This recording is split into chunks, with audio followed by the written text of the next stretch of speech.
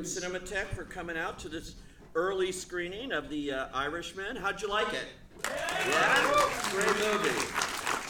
Please welcome, first off, the cinematographer. He has worked with Marty Scorsese on many other movies, including Wolf of Wall Street and Silence. Great job here, Rodrigo Prieto, right here.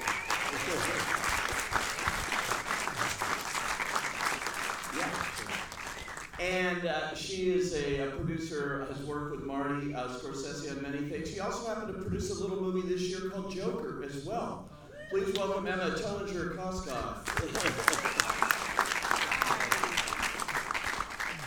And thank you. Emma just came in from Europe yesterday. She's got a little jet lag here, but the movie's premiere here in Los Angeles is tomorrow night, so big night at the Chinese Theater.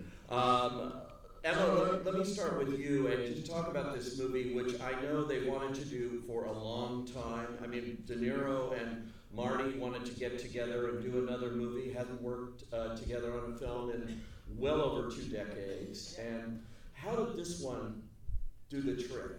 How did this one work for them?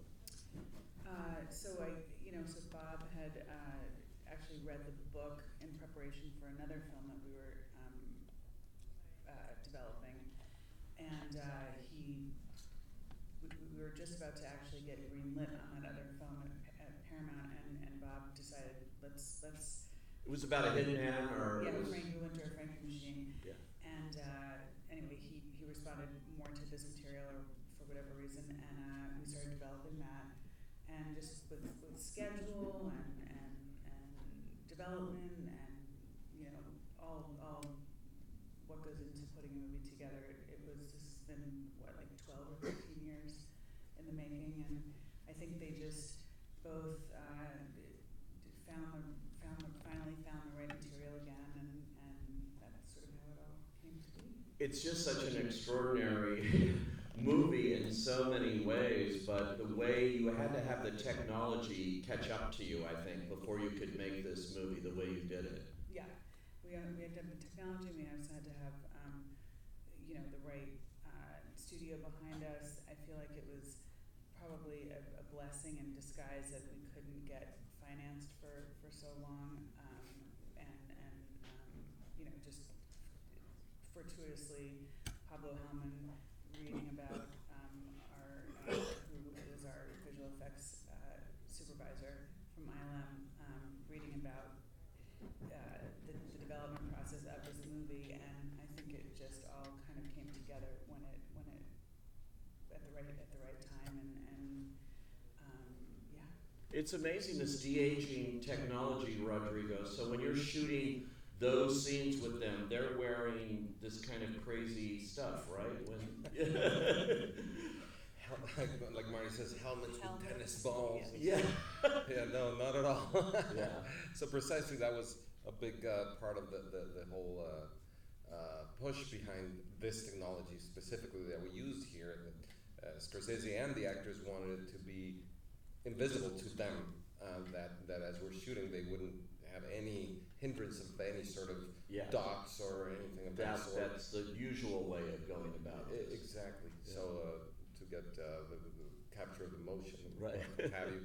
So ILM developed this technology which required that each camera angle needed 2 more cameras to capture the depth and stuff like that. So that complicated a little bit, in terms of the preparation and making sure that these camera rigs, like I say, every angle was actually 3 cameras instead of 1, would not be too heavy to utilize in different heads, remote heads, or steady cameras, all this sort of stuff. So that Scorsese could shoot it any way he wanted, and the actors, could act in any way they wanted, so that I could also light in any way that I wanted. So, because then with this computer-generated imagery, the faces would be altered and changed and all that, but the lighting had to match, for example. So that was another one of the challenges, and I made Pablo Hellman swear. We both speak Spanish, but okay, swear that you'll match my lighting, and it was pretty seamless. It's so amazing, this technology. I mean, I saw Emma at a thing at Netflix Netflix where they showed a couple of scenes, and I was aware we were seeing scenes to see it. But when I watched the movie, when I actually saw the whole movie, I forgot about it within 10 minutes. And, you know, and then afterwards, I'm thinking, I can't tell. I cannot tell. I just totally bought into it. It is so seamless. You know, it's amazing. I hope it works in real life so we can all go around and use this just to... When we saw the original test 4 years ago, Bob, I forget where he was with us. No, I wasn't with you. I saw it separately. Right, and he was like, oh my God, you've given me 30 more years of a career. Like he was so stunned in such a revelatory way. Just he was like, I'm gonna be able to work forever. Yeah. But you know, one thing that I found interesting is that the first time I saw the cut of the movie, it didn't have any of the visual effects yet. And it worked. Yeah. It did. These performances are so amazing that you totally forgot that the actors, you know, were not younger in the scenes that they were supposed to be younger, because they were just so amazing. I mean, you could see the lifetime, their lifespan going even without the visual effects. Of course, that makes it more, you know, you buy more into it and you get more into the story when they actually look young, but their performances are just... Well, it proves, too, that content is still everything, no matter what. I mean, you have that, and you have the bells and whistles of this, but, you know, the story, if it ain't on the page, I still think that applies here. And this is a terrific script by Steve Zalian, and beautiful casting. If there was an Oscar for casting, it would go to your casting director. How hard was it to convince Joe Pesci, who had retired and really didn't want to come out of retirement, to join up again and do this role? I think everybody sort of has their own story about that. I mean, I've read them all, I've heard them all. As we said, we've trying to get this movie off the ground for 12 years. I think there was probably back and forth between Marty, Joe, and Bob for years. But when we were agreeing the movie and ready to go, and it came down to making a deal. It was a pretty seamless. For me, who had to deal with all that, it was pretty seamless and easy. So I don't really know about all the convincing, but I think he as Marty likes to say, he still hasn't signed on to the movie. He doesn't know that they actually shot the movie. Exactly. He's still saying no. It's amazing. This is a period movie in the sense that it goes through several decades and all of these events and things. How big a challenge? Because it's fairly simple looking at it, in terms of cinematography. You're shooting it as Scorsese wanted it in that way. But you're dealing with all these different eras and different film stocks and things like that. Can you talk about that aspect of it? Well, being that the story spans such a long, time period in history, and also, we had so many locations, and it's, a long movie, it's a long script. I knew that I had to keep it interesting, but also that for the audience, I thought it was good not only to see the passage of time in the faces and the performances, but also visually. So Scorsese at one point mentioned that he wanted, the theme about memory and all that, and he wanted a feel of home movies. So instead of that, he didn't want a handheld camera or grain or that sort of stuff, but I thought that a way of achieving that was through the memory of still photography that we all have. So I went back to research, in the decades, which was the emulsions of amateur still photography that were used the most. And so in the 50s, we determined, okay, it's Kodachrome. And then in the 60s, Ektachrome became more popular. So we studied very deeply, actually, a person that I was working with, a color scientist, went to the people from Kodak, Eastman Kodak, to find out what chemistry they used exactly in all these emulsions and analyze the color.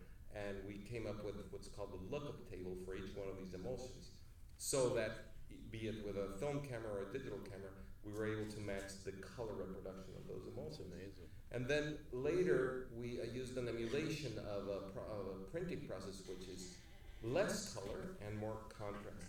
which is actually for motion pictures, and that's what happens more in the 70s, and later in life he went even more extreme. So the net effect is that we start with a very colorful Kodachrome in the 50s, and by the 2000s it's very devoid of color. So it's also representative of their lives and how things have evolved for them, for Frank Sheeran personally. It's amazing. I did not know who Frank Sheeran was. I had not read the book or anything like that. So when I saw the movie, I was still saying, I was almost thinking, is he kind of like a fictional person in this whole world of real characters? I didn't know him, and then the minute I walked out of that screening at Netflix that morning, I turned into the afternoon, but I went to Wikipedia and read everything about him. It's just fascinating. What a great story, to be able to tell here. Do you guys fully believe his account of things that he told, that he did this to Hoffa and it happened the way he said it happened in the book? I don't know. I'll say it still remains to me the greatest unsolved mystery in American history. I don't know. I mean, I know that we're telling his story and his narrative, but I don't know. And I think in the end it doesn't really matter because, like Emma says, we're telling his perspective. Yeah. Right. So we're this is the way he told his story, and this is what he believed, and it's so much about his point of view of things. And in fact, we were talking about that also, the way we shot it. Scorsese wanted it to emulate the way he sees his job, even. So instead of when he goes, to do a murder, we wouldn't shoot it in an exciting, way because for him it was just a job. So the camera behaves very simply in those scenes. Just maybe sees him come, the kill, and then goes. It's simple.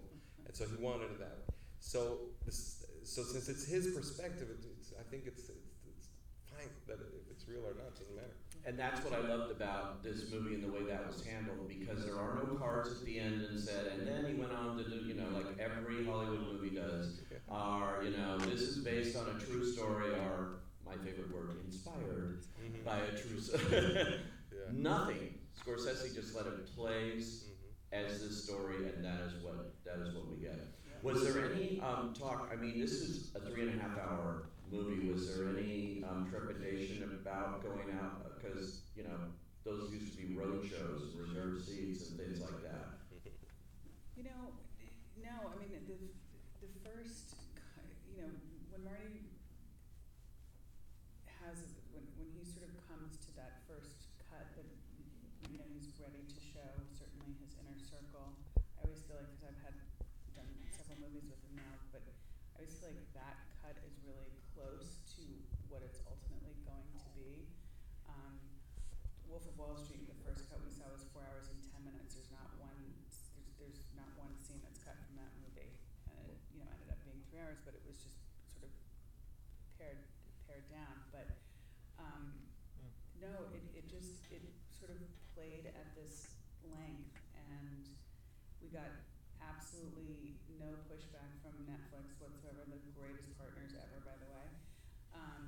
And in our sort of friends and family screenings, we didn't really get many notes on length. So it's interesting how I don't know how it played for you guys, but it just sort of played, right? And the pacing worked. So we felt good about it, and it is people are fortunate to have the theatrical experience, but it's also going to be on Netflix as well. So it's maybe that had something to do with not having tremendous pushback, but I think it plays. Oh, I think so. And let's see what you guys thought too. If you have any questions out there, yes, right there, yes, sir. Yeah, I want 2 questions real quick. I want to know how long did it take to do the film, and how much money it cost to make it. How long did it take to make the film? Shoot it? Yeah, absolutely. How long did Marty start working on it? How long did it go? I mean, The actual shooting or the whole? I was thinking the whole process of the film. Oh, okay. Like 12 years. 12 years from developed from start to finish. shoot was 108 days. Post was, oh my God, how many weeks? I don't know. Long post. 73 weeks. It cost on or about like 158. Yep. And you know, the major studios, I think it was with Paramount one time. I remember talking to De Niro a couple of years ago. I was doing a phoner for a project that he was in, and he was about to shoot this movie.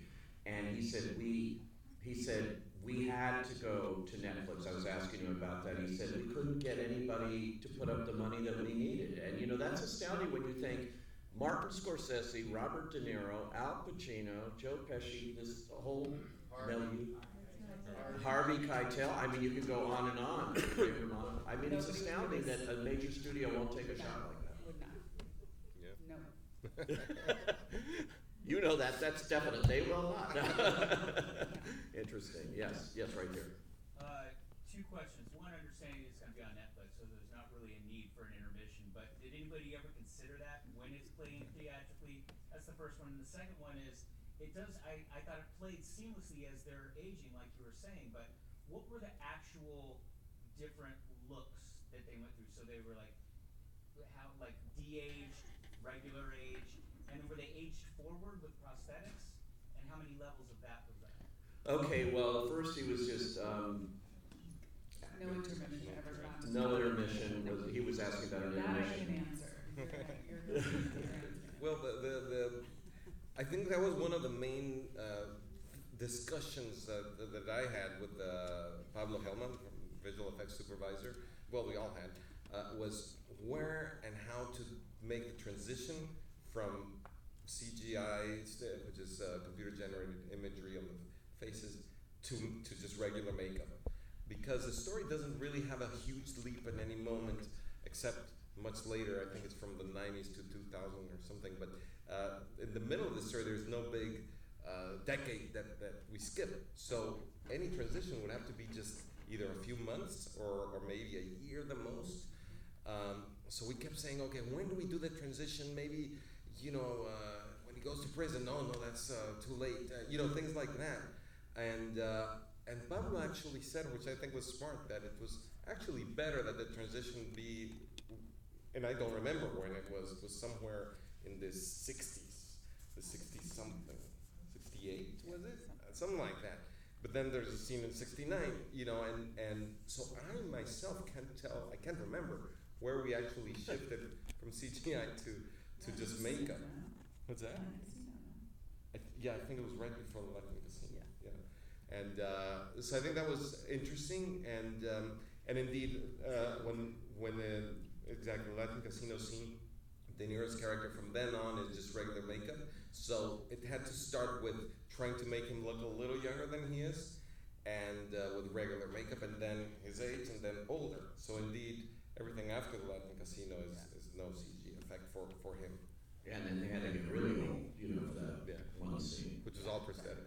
That's all prosthetics. Yeah. Yes. Do you feel any of this movie thematically ties into Martin Scorsese's career? And also, as a cinematographer, did you look back to his earlier films and try to imitate like the style from different eras of his own kind of filmmaking oeuvre? Okay, talking thematically, it certainly does fit into Martin Scorsese's career, he's asking. And then from the style of cinematography, working with Scorsese in his earlier films.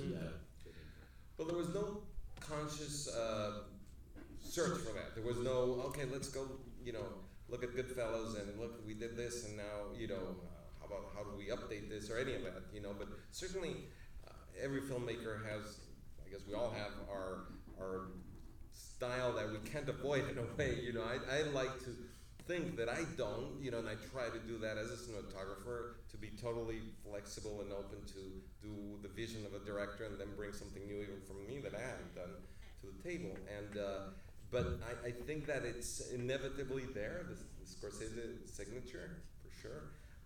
But he never mentioned anything that sort, only when it was kind of the opposite of his style, in the sense that we were talking earlier about the simple thing, the profile shots of the cars or frontal, or the very sort of graphic, direct shots, more like Frank Sheeran's perspective, which is not that common in Scorsese's work. So only when it wasn't his natural style. Also, by now I've gotten to know what he likes and what he doesn't like, because when I'm presenting a shot to him with a viewfinder, he'll react. He's not a technical director in the sense that he won't say, I'd like a 28 millimeter lens, like say Ang Lee would.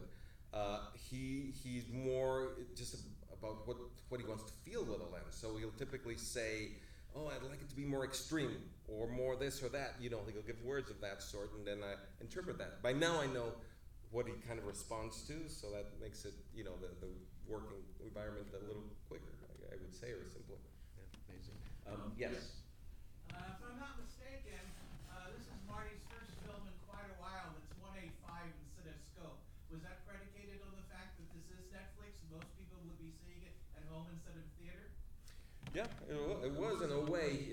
I do remember him saying, okay, maybe we do this 185 because, so when you see it on a TV, you have more, well, the screen is full. So it was one of the reasons.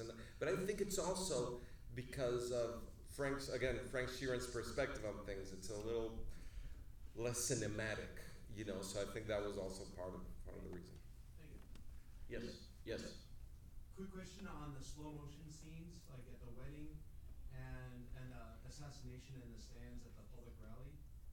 What was the decision on filming that? And did you have other scenes that were shot in that speed? And what was the frame rate when you originally did it to what it was converted to?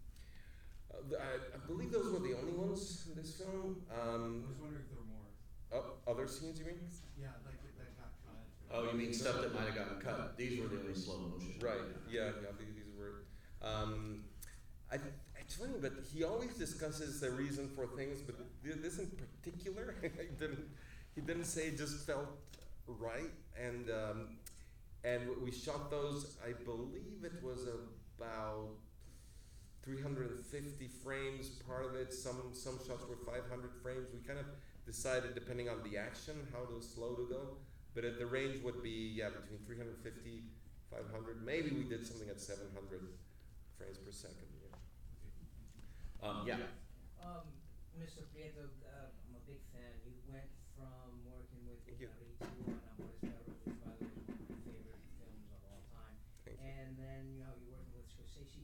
This could just be an elaboration on the previous question. What is your take on the importance of a relationship between the cinematographer and the director, as far as being able to get a project done on time, quote unquote? And then my second question is, I'm about to direct my first feature film, so I would like maybe some advice as to how I could get along or be flexible with my cinematographer. If you could advise me on that. All right. Well, he's the second part of his question is about to direct his first feature film, and he wants some advice on how to get. I thought you were going to ask him to shoot your film. Me too. He wanted advice, and it ties it with his first question, which is about getting the cinematographer and the director being on the same plane and Yeah. getting that. And also, he's a fan of Amores Perros. And Lawrence Perros and Inarritu is a great film, yes. And by the way, it's 20th anniversary is coming up. Oh, wow. That's why I have some gray hair. It's been a while. Anyway, the cinematographer-director relationship is crucial. I don't know, if you look at a slate, the names that are on a slate, that's, on every single shot, the names are the cinematographer and the director. So it is indeed, obviously everybody on a crew is important, to the end of a result of a film, and that relationship with the director of the production designer, the editor, the sound person, everything is very important. But everything in a set is synthesized through that lens. Everything that everybody does has to go through a lens and to a film emulsion or to a sensor.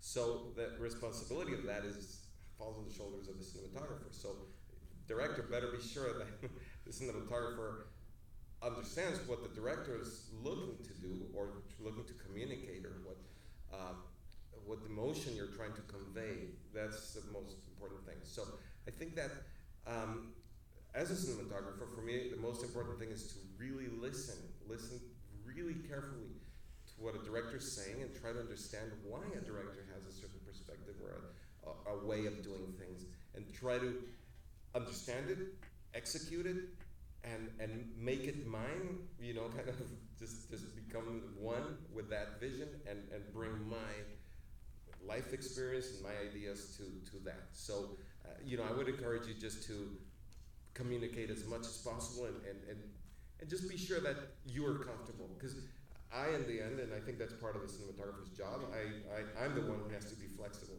and work within the parameters of each director. I got time for one more because it's been a long day for them and they got a big day tomorrow. So yes, right back there. Go. Hi. Okay. I just had a question. You had mentioned the side profile shots of the cars, and I thought that was like something we saw reoccurring a lot. And I wanted to know, first of all, how some of those were achieved and how they were kept like so in line, almost like parallel with the cars, and then what was like the thematic reasoning behind, you know, say having side profile instead of like from the back or the front? Okay, well, the thematic thing was part of Frank Sheeran's clockwork methodology, let's say, of what he was doing. So Scorsese wanted it to feel like he has this intention, he's going to do this, so boom, here he goes, you know. And there's shots that are repeated also. You see a wide shot of the car going one way, things happen, and then you see the car coming back the other way, clockwork, you know, just routine in a way. So that was part of the reasoning for that.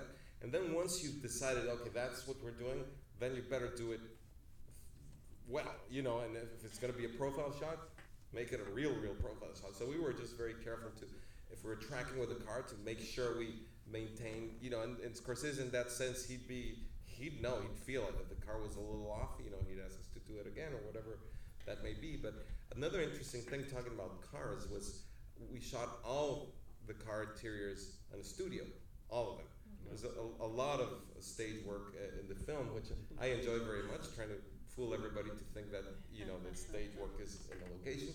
But with the cars especially, that's very tricky. That's an old that's the way the studios used to do it. Right, so it's in a way we did rear screen projection, but instead of that it was with LED technology, you know, with screens, with little, like in Times Square, you know, the big ads and all that. We use that for lighting and for background. So that's why the glasses and everything, you see the reflection of the landscape going by, because that's what's actually lighting them. So that's kind of a, you know, thing wasn't done in the past, and we introduced it here, and then it was very comfortable for the actors. And that's also the way we were able to put the camera through the windshield and go in all the way through, you know, over the seat. Couldn't really do that if you were on location, you know. So. Yeah. Wow, it's so cool. Well, you know, this movie is going to be in theaters for really inventive, Emma. The way they're doing this, they've taken over the Belasco Theater in New York, a legit Broadway house. Going to do it like it's a live show, one show a night, and matinees, and that's what it's an interesting way you're going out theatrically. Yeah, I mean, they're doing, we're couldn't quite strike the deal yet with the big three, so they're doing the best that we can do and getting it into as many theaters as we can in whatever way that we can, and it's great, and we're super excited. Yeah, people are going to see it everywhere around the world. They're going to see it after we're streaming as well. It's going to continue, you know. In theaters, continuing, it's not yeah, just that for sure, yeah. No question about it. It deserves to be seen wherever you can see it, but particularly in a theater, which is why we wanted to do this tonight. And thank you so much for coming out here.